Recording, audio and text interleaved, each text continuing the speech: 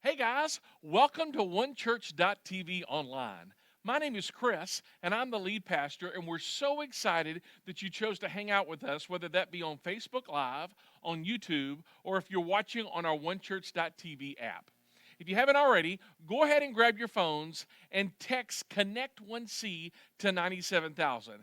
This is a way that we can stay connected with you during the week, but also on Mondays, you're going to receive a text message seeing how we can pray for you. And right now, all of us need some prayer during this time. I would also encourage you guys, before we get started, this is our time where we actually do our giving. So in our at the movie theater, we actually pass around the red buckets. We can't do that now. So I would encourage you to grab those phones and you can give straight through our oneChurch.tv app, or you can go to our website, onechurch.tv/give. Or if you're interested in sending check or money order, you can do that on the address that's below. We're in week 4 of our Add, Follow, Block, Share, and Pastor Carlo is going to be giving us the message today. What you're getting ready to experience is about the next 55 minutes. We're going to have worship. Pastor Carlo is going to be teaching, and we're going to end with worship. Guys, thank you so much for hanging out with us today.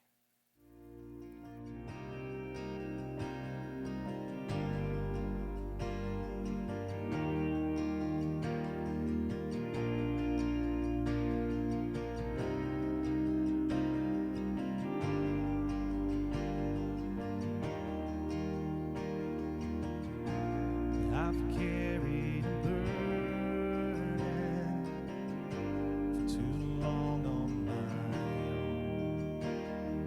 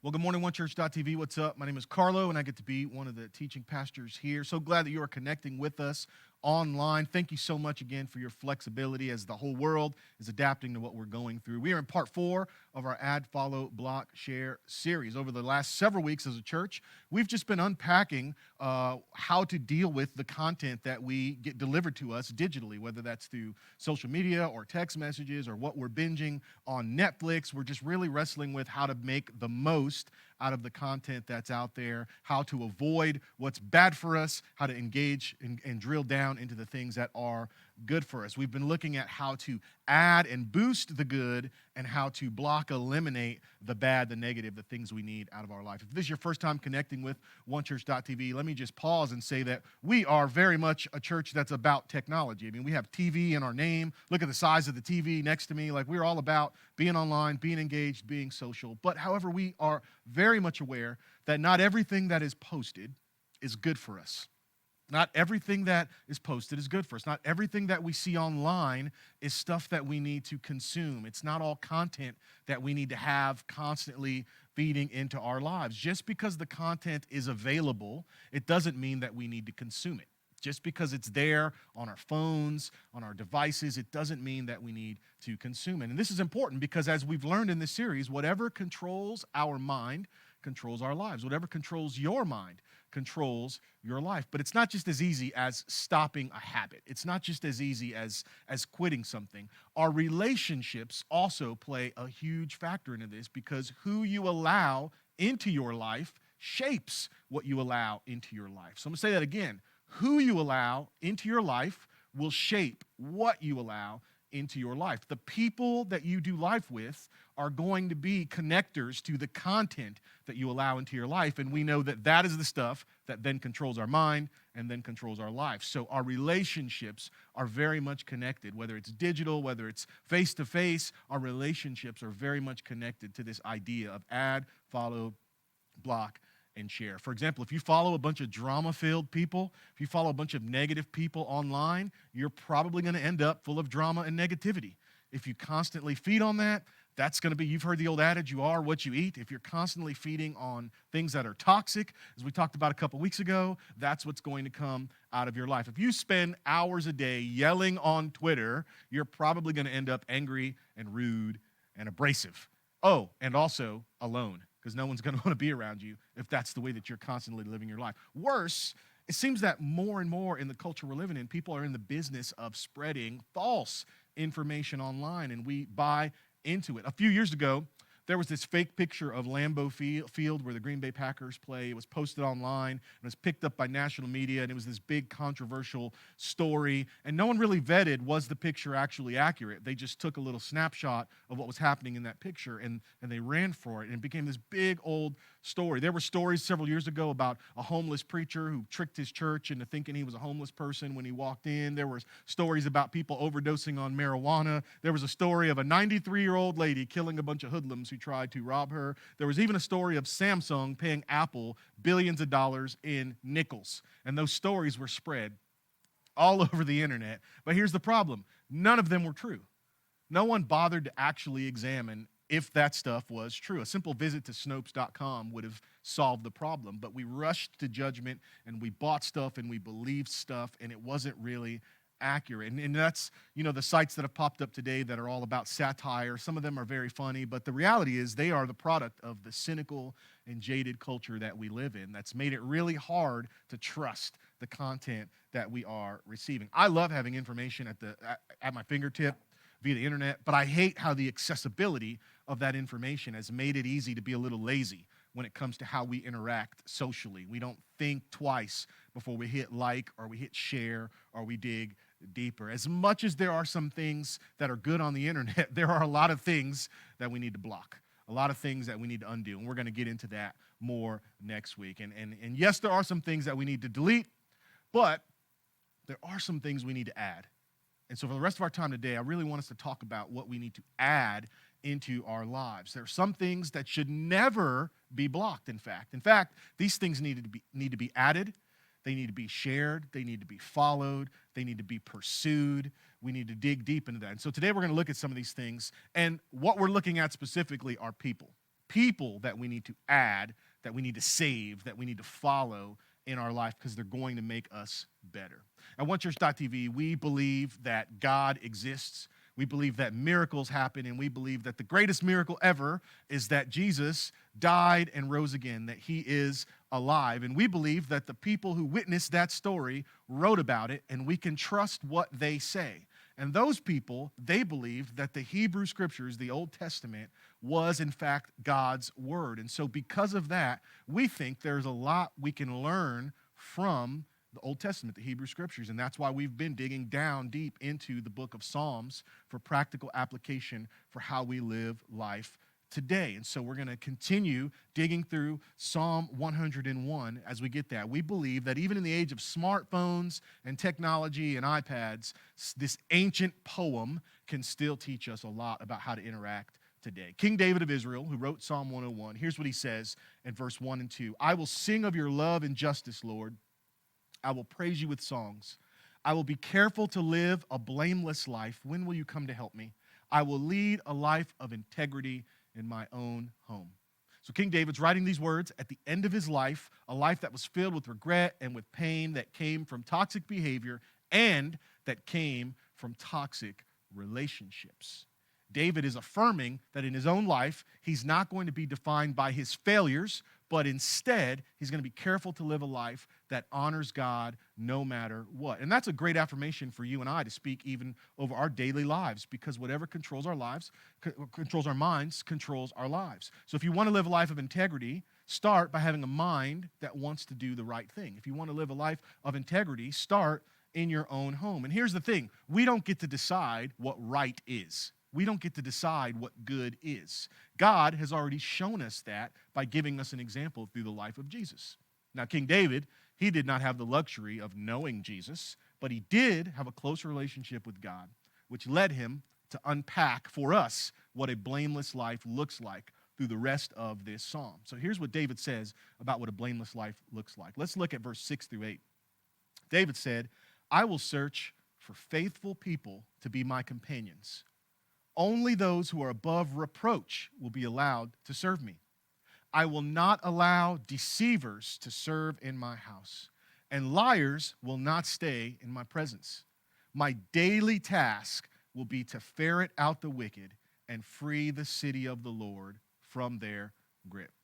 David's talking about relationships. King David understood the power of relationships. And we're, again, living in such a wild time today where many of us have been separated from our relationships through distance and physically. We haven't been able to connect. We've been using that term social distancing over the last several weeks. And a good friend of mine, he said, I really wish we would change that term to physical distancing because we don't want to not have any social interaction. Here we are telling you to engage with us on social media while you're hearing we need to social distance. So I just love that semantic. Let's be careful in our words. But King David, he understood the power of relationships, and he understood the kind of people that could help him live a God-honoring life and the kind of people that could hurt him. Now, we don't have time to unpack all of David's relationships, but there were a couple of people in David's story that I think it's worth noting. For example, in a sad turn of events in David's life, his own son, Prince Absalom, led a successful coup and overthrew the government. He overthrew the military, the legal system, and he basically chased David off the throne and out of the capital. Absalom even set up a tent on top of the palace and did some unspeakable acts with David's concubines and with David's people he was in relationship. It was just a terrible, terrible situation. Lots of immorality, lots of heartbreak as you read that story. Absalom was wicked, and he wanted nothing more than the complete destruction of his father. In fact, Absalom was evil. David knew about bad relationships because his own son demonstrated evil. And this type of takeover doesn't just happen overnight. It takes malice, it takes intention, and that's what Absalom showed towards David. Another character in David's life was a man named Nabal. You might not have ever heard of Nabal, but there was a time in David's life before he became the full king where he was running for his life. He basically led this band of outlaws, and they hid in the desert caves, and they kind of roamed all over the place, and they were in need of supplies. So they respectfully inquired of this man named Nabal to see if he could help them out. And Nabal's response to the giant-killing war machine David was, "Who are you, and why should I care about your needs?" He basically gave David the ancient middle finger, said, "I don't care about you, get out of here." So David was not one to take kindly to an insult. So David called for his regulators to mount up, and David said, "We're going to bring a can of whoop." Wait a minute, we're in church. I can't finish that sentence, but you know what I'm saying. David's like, "We're going to bring the smackdown on Nabal," and David mobilizes, and they're about to go burn this guy to the ground and destroy everything he has. And Nabal's wife, Abigail, she intervened and saved Nabal's life and kept David from destroying Nabal and from everyone destroying each other. But here's the bottom line. Absalom was evil, but Nabal was a fool. Nabal was a fool. He didn't know any better. He didn't realize what he was doing. He was just acting wildly with no thought. He was a fool. A third character in David's life was a man named Nathan. Nathan was a leader in the kingdom of Israel. He was someone who spoke God's word. A prophet is what we would call him. And he challenged and he encouraged people. And during David's lowest point of his life, one of the lowest points of his life, David had an extramarital affair. He'd caused the death of one of his closest men. And David was living with all this guilt and shame and condemnation. And during that point, Nathan came to David and he spoke the truth to him in love. He challenged David in a way that exposed David's sinfulness, exposed David's murder and adultery, and David responded by repenting and turning back to God. Absalom was evil, and Nabal was a fool, but Nathan was wise. Nathan was wise. David's life was healthy when he surrounded himself with wise people and when he listened to what they said. As we learned last week, there are three types of people in the world, three types of behaviors that a person can exhibit in a particular time, and that is wise, foolish, or evil. Wise, foolish, or evil. Just for review's sake, we know that someone who is wise is open to growth and open to health. I'm going to read a quote here from Dr. Henry Cloud where he talks about wise people. He said, "Wise doesn't mean smartest, brightest, or most talented. Wisdom may coexist with those traits, but having wisdom means many things.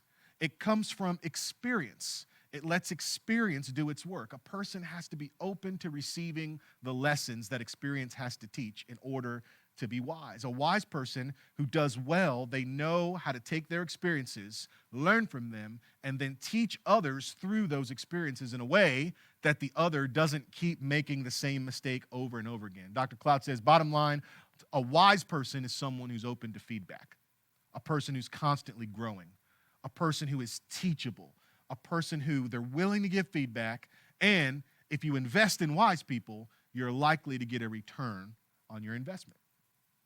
Foolish people, on the other hand, foolish people reject growth and health in the pursuit of the superficial. Fools live for today. They don't care about tomorrow. Fools are on to the next one. They've got that attention span that doesn't matter. They're just focused on themselves. If you have a short attention span, I'm not calling you a fool unless you are a fool. But if you're not a fool and you have a short attention span, I'm not calling you a fool. But the bottom line is fools, they're just bouncing all over the place, really. What Dr. Cloud says, if the chief descriptor of a wise person is that when the light shows, they look at it, they receive it, and they change their behavior. A fool does the opposite. When you shine the light on a fool, they reject it. They resist it. They explain away why they shouldn't have to change their behavior in light of the new evidence. A fool is never wrong. You know anyone like that in your life? No matter how much the evidence is stacked up against them, that in this situation, based on the circumstance, I know you're arguing with such and such, but you are acting like a fool. And they're like, nope, it's not me, it's the other person. I'm sure you know people like that. If you don't know anyone like that, you are probably that person. I'm just letting you know that. Real talk. The fool doesn't want to change. They don't want to grow. They're constantly consuming and consuming and consuming from others. The fool is the person that you give advice to and they go out and do the exact opposite. and you kind of wonder, why did I even just waste my good oxygen having that conversation with you? That's what the fool does. So you have to take steps to protect yourself from foolish people. You have to set limits, and we're going to unpack that in a little bit. So the wise person is willing to grow. The foolish person rejects growth. Evil people, and this is so important, and that's why we're reiterating some of this in this series, evil people intentionally desire to do you harm. Evil behavior intentionally desires to do you harm. Fools may inadvertently harm you. A fool may accidentally harm you and then not be sorry that they did, but at least they didn't mean to do it. Dr. Henry Cloud says when you deal with an evil person, you have to go into protection mode.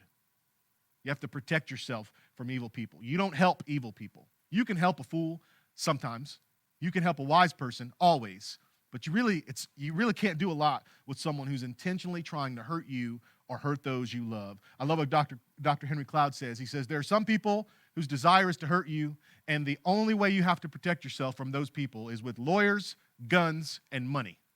Kind of like that. Like you need to protect yourself at all costs. Stay away, create the firmest protection from those type of people so that they don't destroy you, because that's what they want to do. Let me ask you a real question. Who are you allowing to influence your life? Who are you adding into your life? As you're looking at your relationships socially, as you're looking at the voices that you're allowing to influence you, when you're thinking about who am I adding into my life, are you adding wise people, foolish people, or evil people? Now, in all honesty, we all can be a blend of all three. I would be extremely arrogant to sit up here and act like I've never behaved foolishly, or that I've never intentionally tried to do someone harm. By the grace of God, I try not to do that, but I don't want to be, sit on some high horse and say, oh, I've never been evil. We've all done this and exhibited these behaviors at one point or another. But the bottom line is, I don't think I've intentionally really went after and tried to hurt someone, but I still want to be aware that we're all capable of this, and I surely don't want to open my life up to those wrong kind of influences. So what do? How do we live out what David talks about in Psalm 101 when it comes to our relationships? I think it's our big idea. If we want more good things in our life, we need to increase the time we spend with good people. If you want more good things in your life, increase the time you spend with good people. Now, you may say, hey, that's easy to say 2 months ago, Carlo, when we could just go wherever we wanted to go and hang out with whoever we wanted to hang out with, and we've got these restrictions that are constantly changing of how many people we can physically be around. But think about the context of our series. We're talking about add, follow, block, share. We're talking about the digital space that we live in. This applies even if I might not be able to be in the room physically with someone. If I want more good things in my life, I need to increase the time I spend with good people.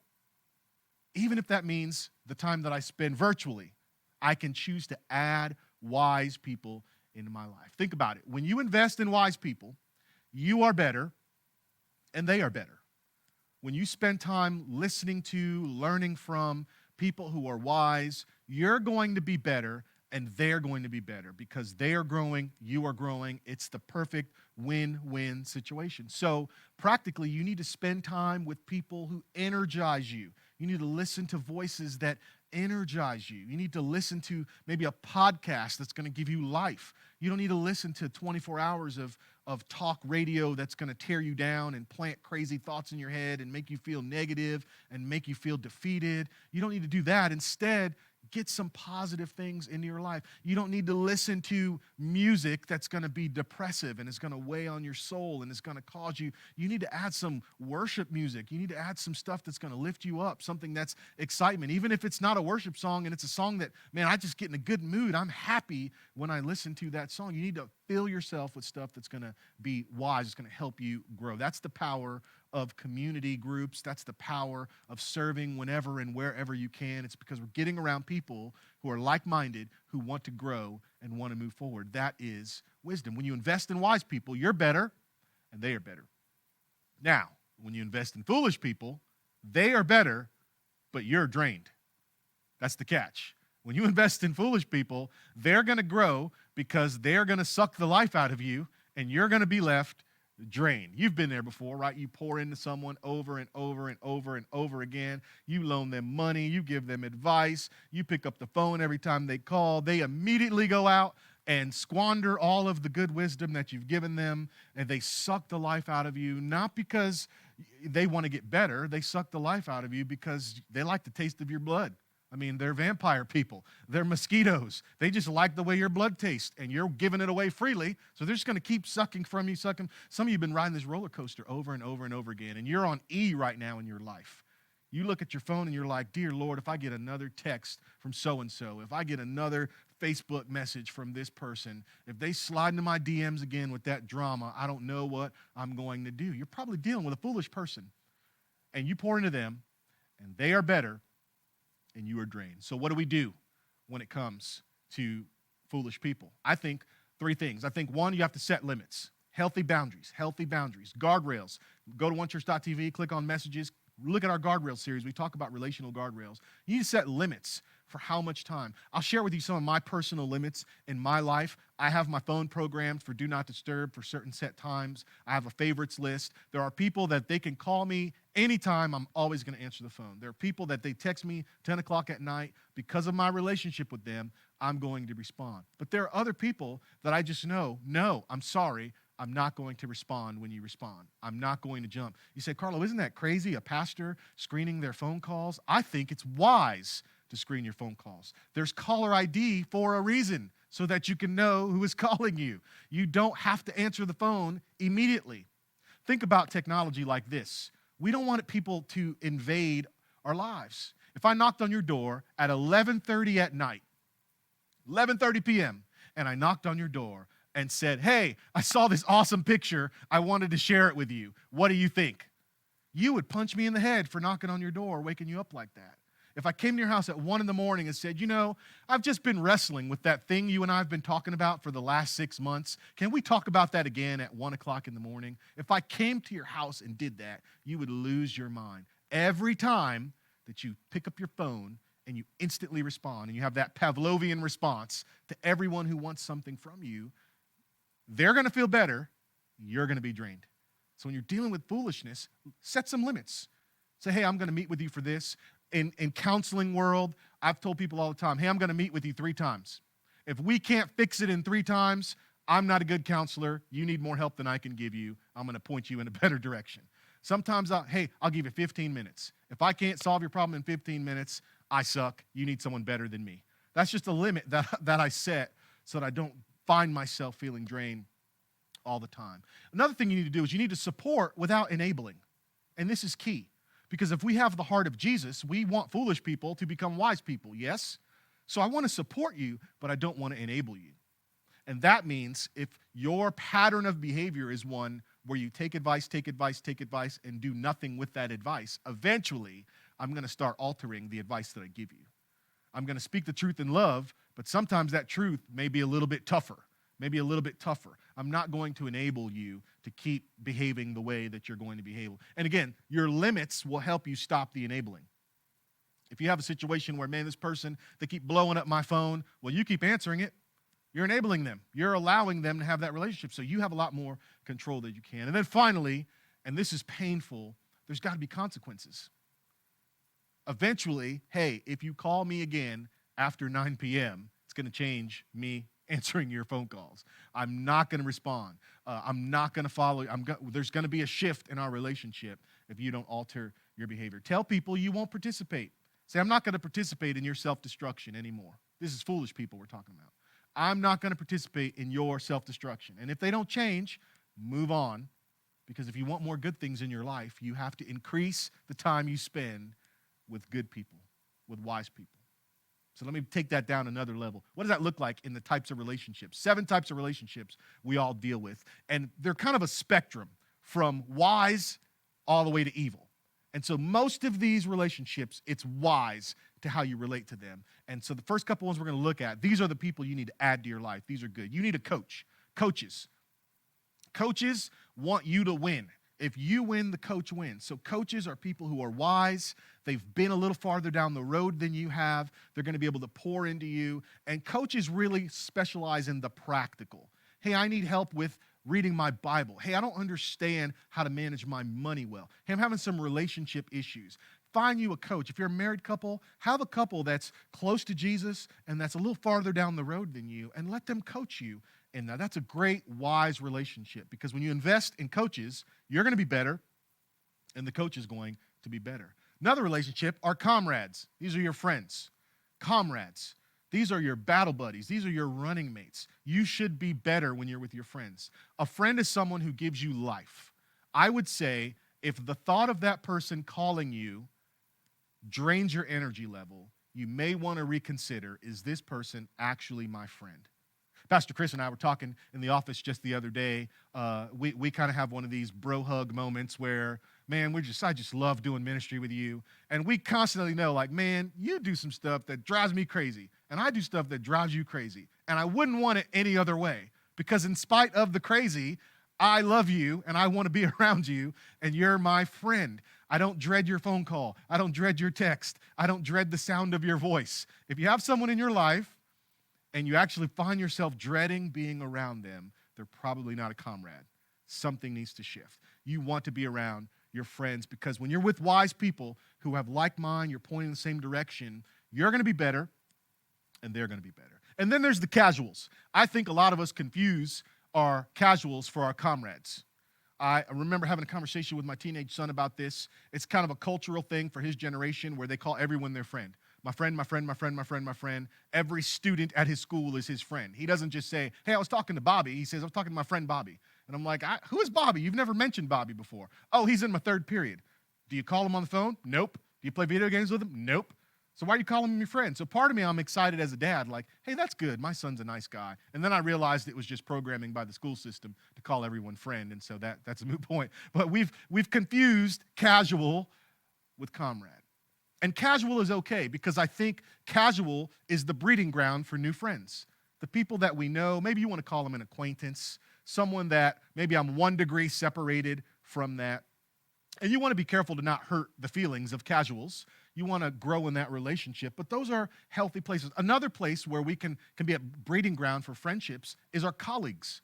These are the people we spend most of our time with, believe it or not. That's our workmates. That's the people we do life with the lot. And just because you work with someone doesn't mean you have to be their friend, but I think it's a gift of God if, like me, you get to also work with your friends. If your colleagues are actually your friends or become your friends, that's a great thing. But these 4 relationships are all wise. You should invest in these. You should invest in these to some degree, because you're going to become better and they're going to become better as you interact. The coach is teaching you, the friend, the comrade you're walking side by side with, the casual, there's potential there for you to learn something new, for you to grow, and the colleague is going to be who you spend most of your time with. If you're a working adult, you're going to be around them a lot, and that's where you can really grow and stretch and learn and become a better person. Then you have care relationships. And it's somewhere between casual and care that we start getting closer to foolish people.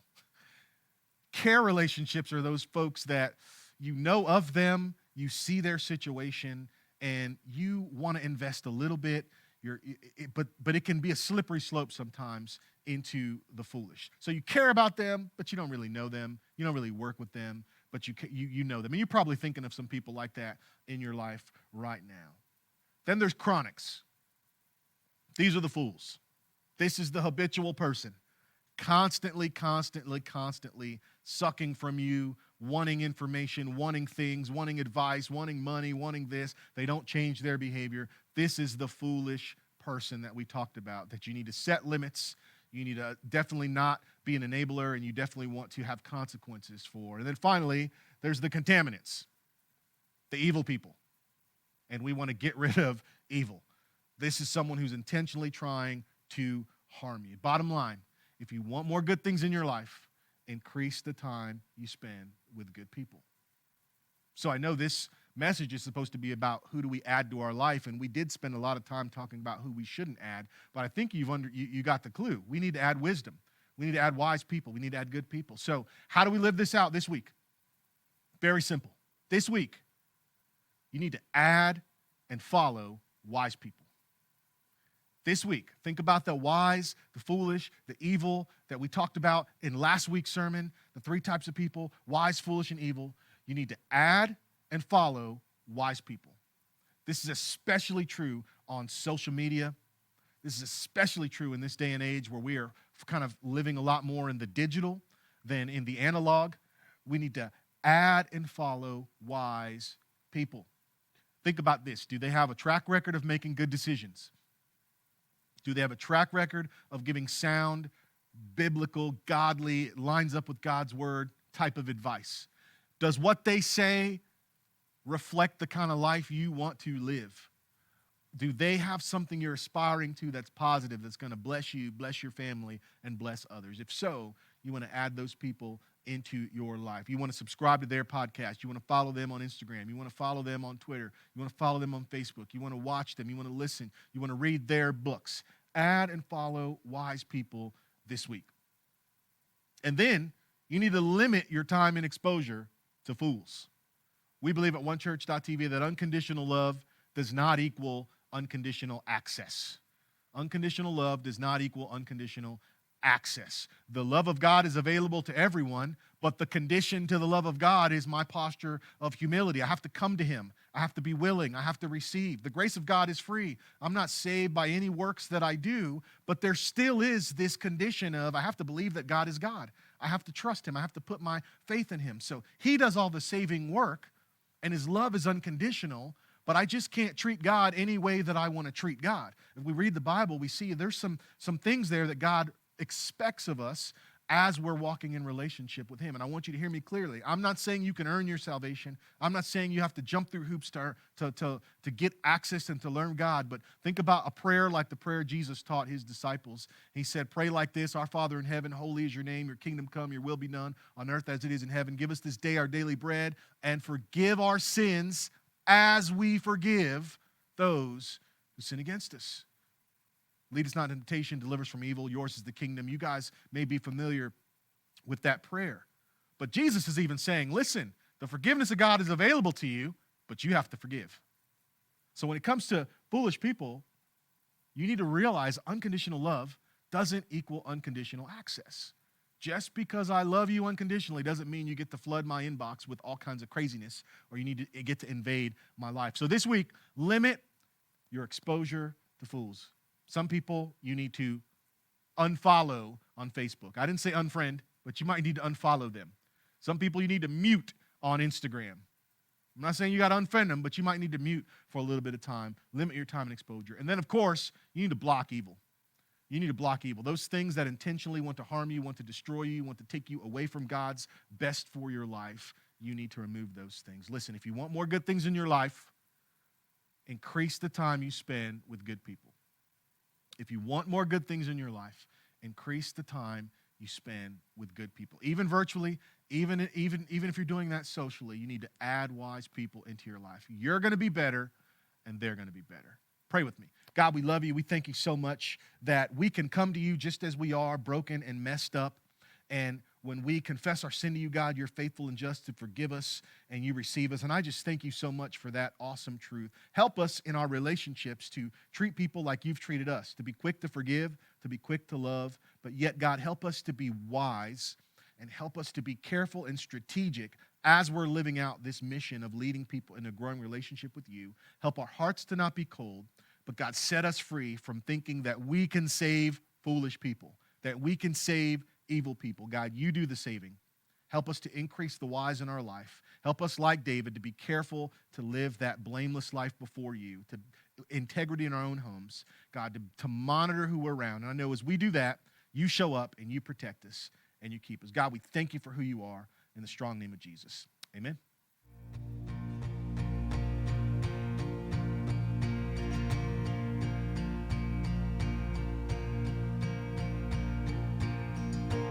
When my heart is heavy, when my bones are weak, when I cannot stand up, your love will carry me. When this fear I'm fighting feels like sure defeat, I will run and hide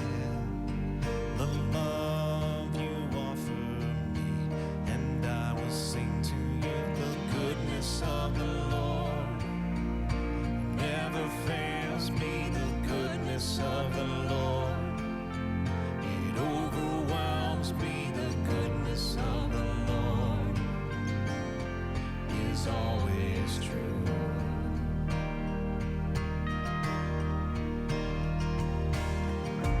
When my soul is weary, when my spirit's dry,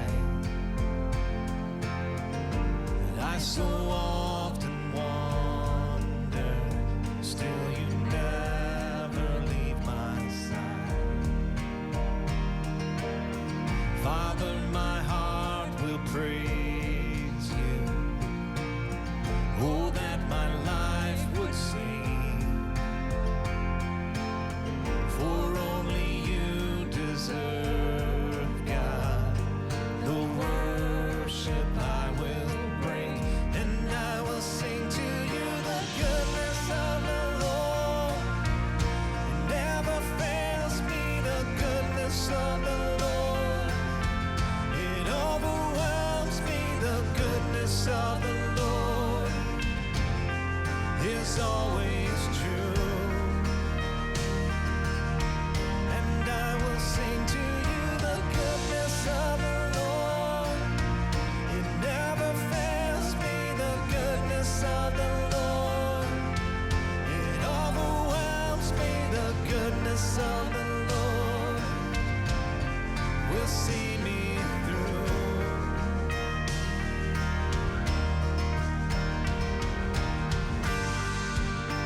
And when my future has been stripped away, my God is on my side. You never leave, you never walk away. Father, I lift you high. In every struggle, you will never stray. My God is on my side. In every storm, my heart will give you praise.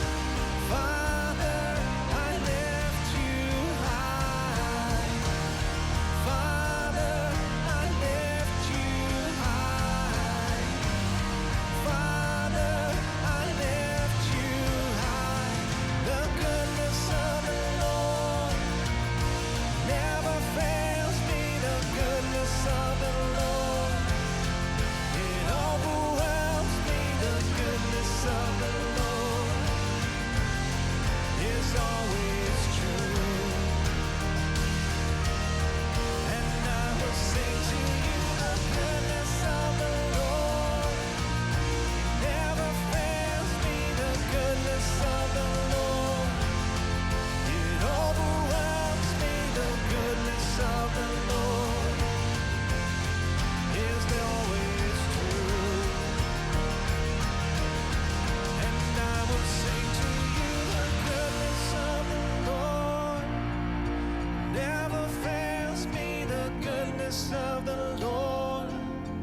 It overwhelms me, the goodness of the Lord is always true.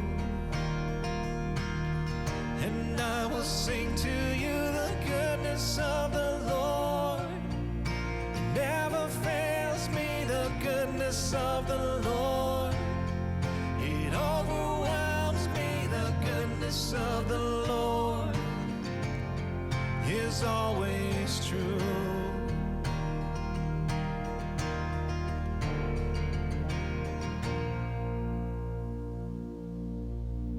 Wow, Pastor Carlo brought the message, didn't he? We so enjoyed our worship today, and I want to say thank you for hanging out with us today.